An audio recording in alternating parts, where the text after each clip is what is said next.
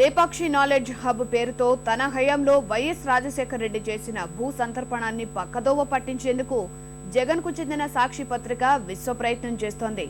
YS అక్రమాలపై ఈనాడు ETV ఆధారాలతో సహా కథనాలు ప్రసారం చేయడంతో ఉలిక్కిపడిన ఆ పత్రిక యాజమాన్యం పనిగట్టుకుని నిజాలను కప్పిపుచ్చే ప్రయత్నం చేస్తోంది. వాస్తవాల్ని వక్రీకరించడమే కాకుండా బుకాయింపులకు దిగుతోంది.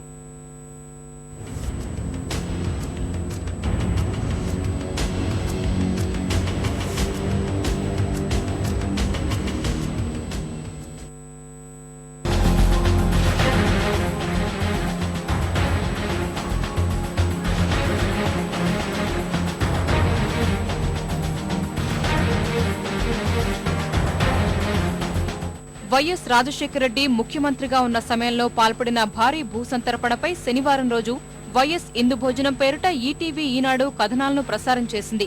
అనంతపురం జిల్లాలో లేపాక్షి హబ్ అనే సంస్థతో కలిసి వైఎస్ చేసిన దోపిడీని, దీనికోసం ఆయన తొక్కిన అడ్డదారుల్ని వెలుగులోకి తెచ్చింది.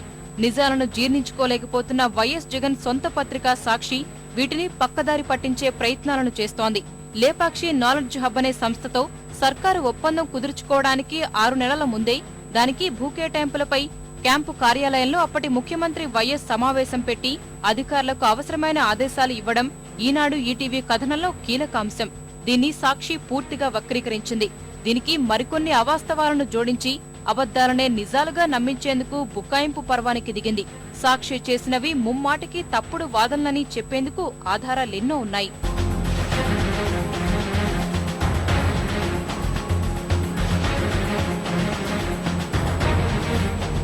ఈటీవీ ఈనాడు కథనాలు అబద్దమంటూ సాక్షి పత్రిక ఆదివారం నాడు కట్టుకథలతో బుకాయింపులకు దిగింది.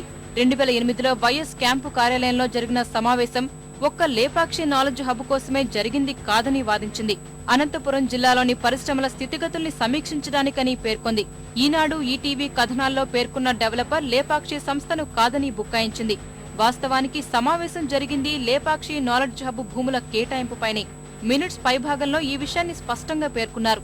సమావేశంలో లేపాక్షి నాలెడ్జ్ హబ్ ప్రతినిధి ఒక్కరే అధికారేతర ప్రతినిధి. ఇది కూడా మినిట్స్ లో స్పష్టంగా ఉంది. భూములకు సంబంధించిన అడ్వాన్స్ పొజిషన్ కు తీసుకున్న తర్వాత ఏపీఐసీ వాటిని డెవలపర్ కు, అంటే Lepakshi knowledge hub private limited కు స్వాధీనం చేసేందుకు చర్యలు తీసుకోవాలని స్పష్టంగా పేర్కొన్నారు. వీటికి సాక్షాత్తు వైఎస్ రాజశేఖర రెడ్డి సాక్షి. ఎందుకంటే క్యాంపు కార్యాలయంలో లేపాక్షిపై సమావేశం 2008 జూన్ 7న జరగ్గా అప్పటి నిర్ణయాలను కాగితంపై పెట్టి సమావేశం జరిగిన 2 రోజుల తర్వాత అధికారులు నాటి ముఖ్యమంత్రి రాజశేఖర రెడ్డి సంతకాన్ని తీసుకున్నారు. ఆయన సంతకంతో కూడిన మినిట్స్ కాపీని న్యూస్ టుడే సంపాదించింది.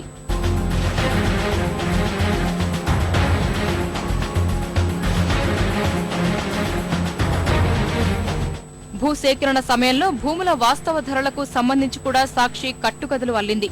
సెజ్ కోసం సేకరించిన భూముల్లో కోడూరు, నరమద్దేపల్లి భూములకు అప్పట్లోనే ఎకరాకు 5 లక్షల నుంచి 15 లక్షల వరకు ధరలు పలుకుతున్నట్లు ఆర్డీఓ సర్వేయర్లు నివేదికలు ఇచ్చారంటూ ఈనాడు వాస్తవాల్ని వక్రీకరించిందని పేర్కొంది. కానీ 2008 మార్చి 5వ తేదీన అప్పటి అనంతపురం కలెక్టర్ శ్రీధర్, భూపరిపాలన ప్రధాన కమిషనర్ రాసిన లేఖలో ఆర్డీఓ ఇచ్చిన నివేదికను స్పష్టంగా ప్రస్తావించారు. కర్ణాటకలో నిర్మిస్తున్న అంతర్జాతీయ విమానాశ్రయానికి లేపాక్షి నాలెడ్జ్ హబ్ ప్రతిపాదిత ప్రాంతం 90 కిలోమీటర్ల పరిధిలో ఉండటం, భూములు 7వ నంబరు జాతీయ రహదారిని ఆనుకుని ఉండటం వల్ల ఎకరా 5 నుంచి 15 లక్షలు పలుకుతున్నాయని ఆర్డీఓ నివేదించినట్లు అందులో స్పష్టంగా ఉంది. మార్కెట్లో ఆస్తులకు ఉండే బహిరంగ వాస్తవ విలువలకు, అధికారులు రిజిస్ట్రేషన్లు పరిగణనలోకి తీసుకునే విలువలకు తేడా ఉంది. వీటిని చూపిస్తూ సాక్షి పత్రిక భూముల వాస్తవ విలువలను ప్రజలకు తక్కువగా కనిపించేలా చేసేందుకు ప్రయత్నించింది. తద్వారా జరిగిన భూ కుంభకోణం తీవ్రతను తగ్గించి చూపేందుకు తంటాలు పడింది.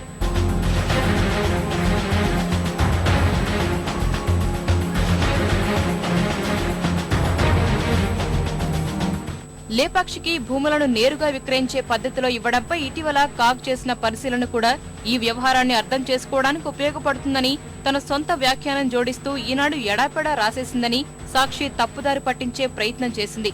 ప్రాజెక్టును అమలు పరిచాకే సేల్ డీడ్ ఎగ్జిక్యూట్ చేయాలని ఏపీఐఏసీ పారిశ్రామిక ప్రాంతాల కేటాయింపు నిబంధనలు స్పష్టం చేస్తున్నా అందుకు విరుద్ధంగా భూములను అప్పగించేటప్పుడు లేపాక్షి పేరున సేల్ డీడ్ ను ఏపీఐసీ ఎగ్జిక్యూట్ చేసిందని కాగ్ పేర్కొన్నట్లు ఈనాడు రాసేసిందని, ఈ నిబంధన వర్తించేది పరిశ్రమలకే తప్ప పారిశ్రామిక పార్కులకు కాదని, ఇంత చిన్న విషయం తెలియనిది కాక్క ఈనాడుక అని సాక్షి తప్పుడు వాదనలు చేసింది. వాస్తవం ఏమిటంటే ఏపీఐసీకి బీపీ ఆచార్య ఎండీగా ఉన్నప్పుడు వేల ఎకరాల భూములను లేపాక్షికి అడ్డగోలుగా నేరుగా విక్రయ పద్ధతిలో ఇవ్వడంపై కాగ్ ఈనాడులే కాదు, ప్రస్తుత ఏపీఐసీ అధికారులు కూడా తప్పుపట్టారు. లేపాక్షి వ్యవహారాలపై గతేడాది సెప్టెంబర్లోనే ఏపీఐసీ రాష్ట్ర ప్రభుత్వానికి ఒక లేఖ కూడా రాసింది. ప్రభుత్వానికి లేపాక్షికి జరిగిన ఒప్పందం స్ఫూర్తికి విరుద్ధంగానూ భూములన్నింటినీ నేరుగా విక్రయ పద్ధతి ద్వారా బదిలీ చేశారని లేఖలో స్పష్టంగా ఉంది. ఈ అంశాలను బట్టే వేల ఎకరాల భూములను వైఎస్ సర్కారు ఎలా కొల్లగొట్టి అస్మదీయులకు దోచిపెట్టింది స్పష్టమవుతోంది. ఇలాంటి కుంభకోణాలకు పాల్పడటం ద్వారా దోచుకున్న సొమ్ము పెట్టుబడిగా పుట్టిన సాక్షి పత్రిక నిజాలను వక్రీకరిస్తూ జరిగిన దోపిడీలు న్యాయబద్ధమైనవేనని జనాన్ని నమ్మించేందుకు ప్రయత్నిస్తోంది.